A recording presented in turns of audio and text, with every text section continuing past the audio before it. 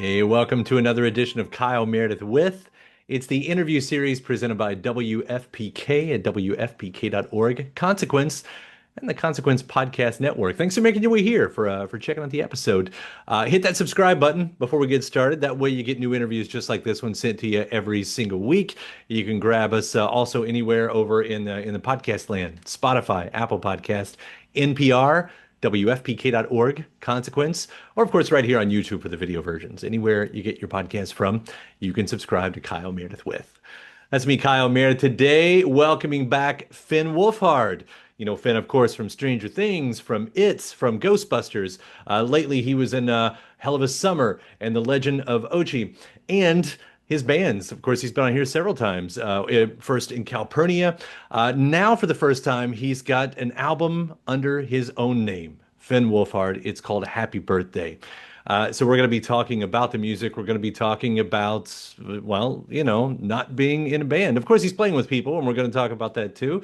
We'll hear about writing in characters sometimes, which he's done a little bit in the past, and a whole lot more. So I'm just going to jump into this as we talk about the album Happy Birthday and some fun things with movies. It's Kyle Meredith with Finn Wolfhard. Good. Thanks for having me on. Well, man, it is good to talk to you again. I was kind of just marveling at everything going on because I'm guessing like you're out there promoting what, like three things at the moment, like not only the album but Hell of a Summer and the Legend of is it Ochi? Yeah, Legend of Ochi. Yeah, Yeah. yeah, yeah. Yeah, right now I'm sort of promoting one and a half things or two things right now. So I'm in New York City and promoting the film that I wrote and directed called Hell of a Summer. I co-wrote and co-directed it with my partner Billy Brick. So that came out today, April 4th. Congrats. Thanks, man. We haven't seen it, by the way, but the amount of times already since watching that trailer that my wife and I have said the lines, "No, I blew her," Oh yeah, yeah. as the Oh, that's punchline. great.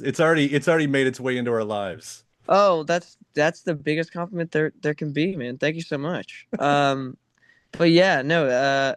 So I'm promoting that, and then promoting the record, which comes out in June, and then yeah, have Legend of Ochi as well. So, um, but I think I do press for that end of this month. Yeah. But it's been good. It's been unbelievably busy, but good, and excited to be talking about it. Yeah, well, this record, Happy Birthday, is such a fun listen. And hearing like you're gonna like so this is the first time like it's officially the solo record.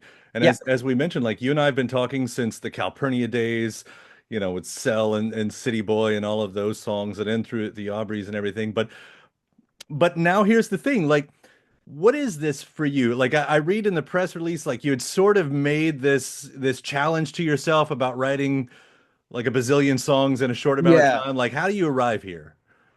yeah. I mean, I think it was something that for some reason I just made a bet with myself basically to try to write 50 songs by the end of the year.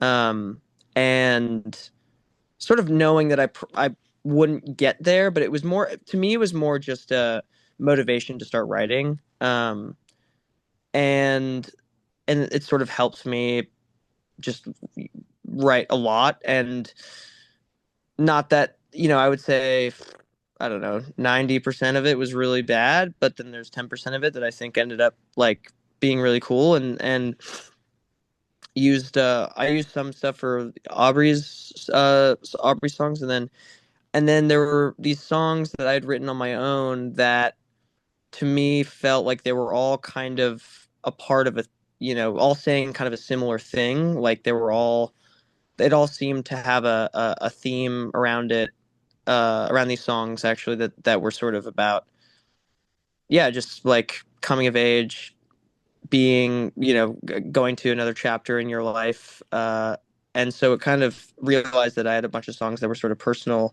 more personal to me. So I just thought, okay, well, I'll just record these songs on my own. And then, and it was going to go under another band. I was going to just hide behind another band name, which, like I was totally fine with doing. And then through talking to a few people, I kind of decided to just fully in, and just do it under my name because it's a personal record. So I think, to use my own name, I think it makes it a little bit more authentic, I think. Yeah. When you listen to it, I mean, do you hear the differences in what this is versus where you came from? Like when I hear it, of course, there are some hallmarks, some of my favorite stuff, early Ben Lee and Ben Queller, Daniel Johnston, Elliott Smith, like that stuff is in there.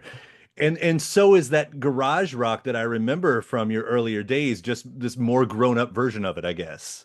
Absolutely, yeah. No, I mean those, and thank you so much for listing those because those are huge inspirations for me. And um, yeah, Bentley. I mean, Noise Addict is amazing, and um, all the 4 track stuff, and yeah. So yeah, that's nice of you to say. But yeah, I mean, I also didn't want to make something that you know, I didn't want to make something that was just like one, like every song was like one genre all the way through. Like I wanted there to be a different vibe for every song, and um, wanted to try my hand at a few different kind of a few different kind of songs. So the things that I really like writing and the songs I really usually like writing are sort of catchy, trying to write catchy sort of pop rock songs that have choruses that you can sing along to. And then, also writing sort of more softer, almost like singer-songwriter kind of folky stuff. Um, was also, something that I wanted that naturally just started coming out. And then I also just wanted to also include some loud ones on the record because I love louder music and love um garage rock and punk and all that stuff. So I think I just kind of blended all of my influences together and ended up making this record. Yeah. And what you do with your voice on some of those songs, like Every Town There's a Darling. Like I was like, is that him? It doesn't even Yeah, sound like yeah. him. Yeah, that's funny. So that's recorded to 4 track cassette tape, and then I did two, like, I doubled the vocal take and then pan them, like hard pan both of them, and then I pitched it up. So that's why Uh, it sounds like kind of a different person because I'm just using Speed, and I do that a good amount actually on this record where there's pitch stuff and messing around with different pitches. And that's what was really fun also about recording on tape, but it was great. yeah. It's cool that you can do that to let go because um I'm not trying to say it's not authentic, but to kind of like it's still you, but it allows it to be something different at the same Else, time. Yeah. yeah, definitely. I think it's like the writing and the songwriting I feel like is authentic and something that is deeply personal, and then the recording style makes it something that, or in the production just makes it something that has a little something going for it that's a bit different. So yeah. Yeah. So you talk about those personal lyrics too, and like choose the latter, your lead single on there, which I think was written as decision paralysis. I like that phrase and everything. But hearing you talk about that, like identity and anxieties, like of course, there's almost a cliche people talk about writing as therapy, but when you group these songs together, I mean, is it helpful? Do you find that you're working through something?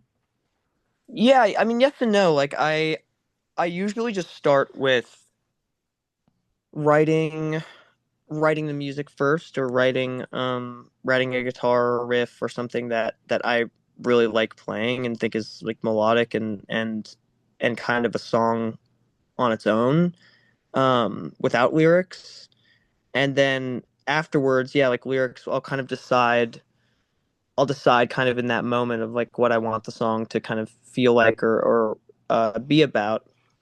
And I'd say, yeah, I mean, I'd say it's therapy in a lot of ways. I mean, a lot of it I think is subconscious and comes after the fact, like after I record the song and I realize like, oh, it was about that. Which is really kind of a weird thing because it just like it makes you feel like, oh, I thought I was just writing a story, but I guess it was like way more personal than I thought. And maybe that's just something that the brain does sometimes to try to filter stuff out. But there's definitely songs on the record where I it was on purpose, like I was talking about something that affected me on purpose, and knew exactly what I was talking about when I was recording it. Um, and yeah, I mean, therapy, it just, when I play music or play songs, it does just, it makes me feel good. And, and sometimes writing songs, writing lyrics, it does, up your sort of mood and your mental health. So I would say, yeah, I'd say it's, in a way, it's definitely therapy. Yeah. And Crown I was thinking about too because those are fun lyrics as we're talking about. But it if I'm getting it right, like it touches on, that moment of childhood, and it has that nostalgia. And I think you're even at that perfect age right now where childhood's like not so far Yeah, away, it's like but just in the rear view, like right, where you can really be um nostalgic about it.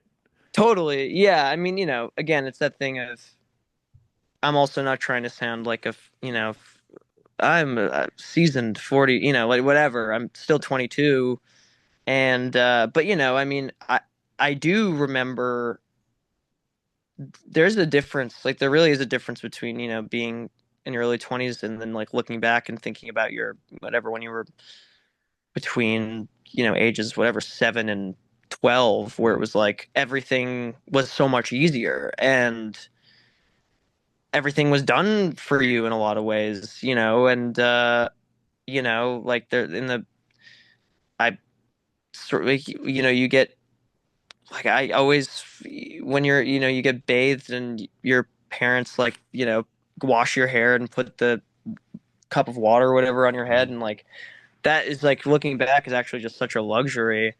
And now, so you look at these things that you really, like, as a kid, it's just like what it was and you take for granted, and then yeah, sort of putting that nostalgia and I guess that, like, missing that time, and then you recontextualize it and put it into a rock song and a kind of a jam, like, yeah, noise rock song. So yeah.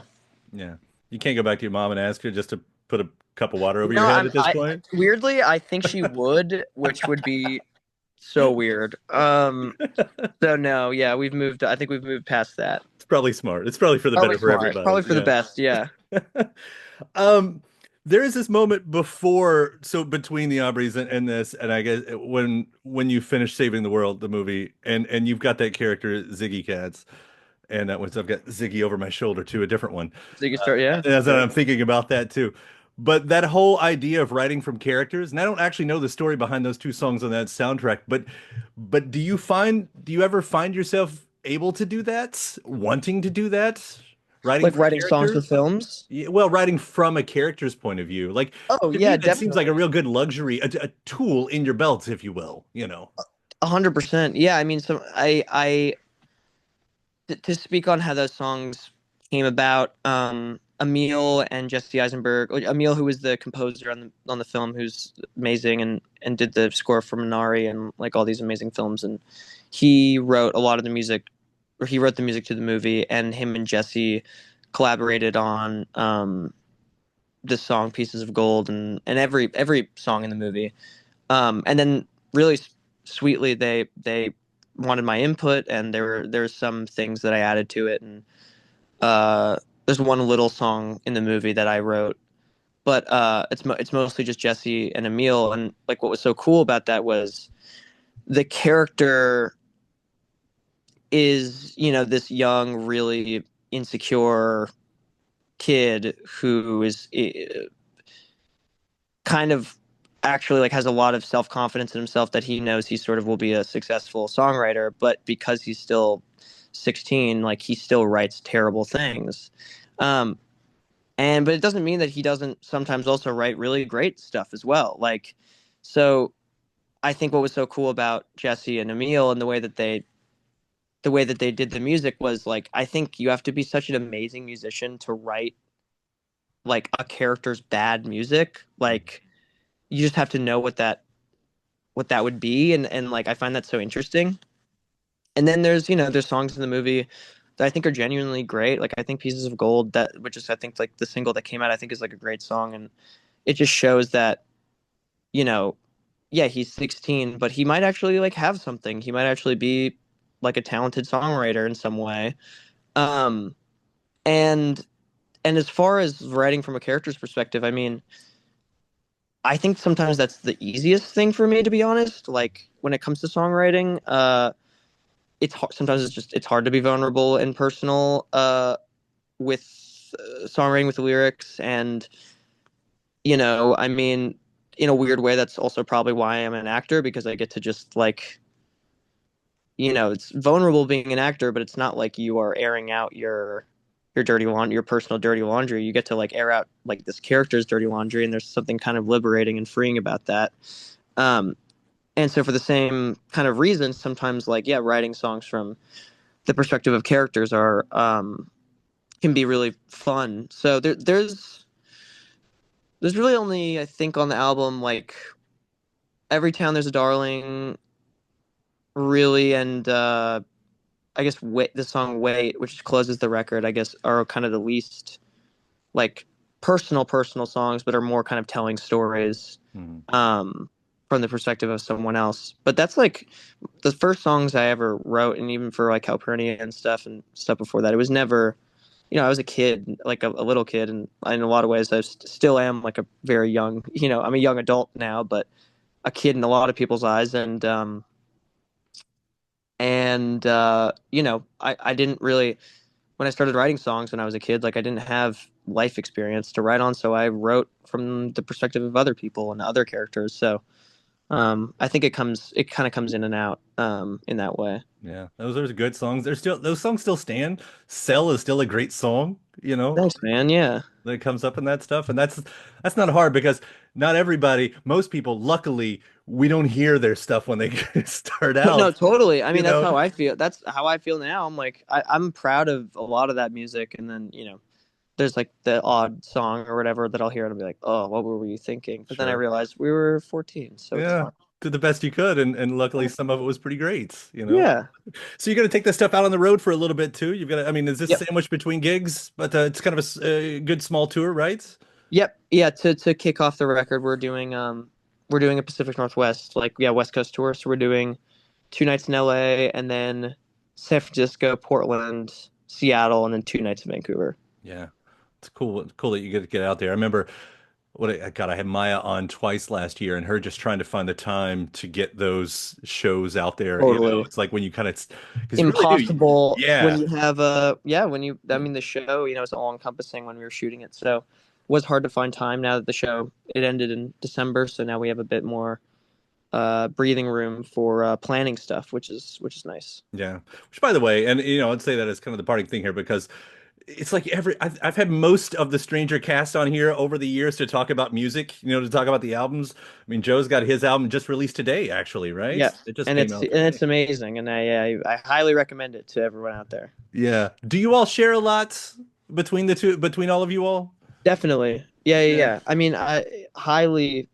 mean, Joe is highly influential for me, and a huge reason why why I got into the music that I he sort of kicked off my love of indie rock. I mean, pop as well, like being in those pup videos as a little kid, um, learning about kind of alternative punk and rock, and then Joe was in Post Animal, which is opening for Joe on his next tour, and he introduced me to those guys and the Chicago scene, and that's how I got hooked up with Twin Peaks and like all these amazing Chicago bands. So he's very highly influential for me, and also someone that I ask for advice all the time, and I'll send demos to, or send you know um, you know like even album covers or whatever it is, like asking him what he thinks about it, because he's a very like collaborative guy, and he's a great guy to have. Yeah, good friends. Uh, Definitely. I love this record, man. I really do. Happy birthday. Thank you. It's like I said, what do you say? It scratches all the itches that I would hope for in a song, in Thank you, an album. man. It was great talking to you again. Thank you for You taking the too, time and dude. congrats on the movies as well. Thank you, man. Yeah, yeah, yeah. Hope to talk to you again sometime soon. Yeah. And thanks to my guest. Also, thanks to you for checking out the episode in the series. Before you get out of here, hit that subscribe button. Again, you get 3 brand new interviews every single week. New one every Monday, Wednesday, and Friday. at right here on YouTube, or of course anywhere in podcast land, including iTunes, Apple Podcasts, Spotify, Podchaser, NPR, or WFPK.org as well. A great way to keep up with your favorite artists and discover new ones as well. Then after that, actually head over to WFPK.org. That's where I do a show Monday through Friday, 6 p.m. Eastern. It's an hour full of song premieres, music news, anniversary spins, bonus interviews, Monday through Friday, 6 p.m. Eastern at WFPK.org. Consequence has your music and film news. You can also find me on the social media spots, Facebook, Instagram, mostly on Twitter. All three of them, the address is at Kyle Meredith. Do hope you like and follow along. That does it for another edition. I'm Kyle Meredith. I'll see you next time.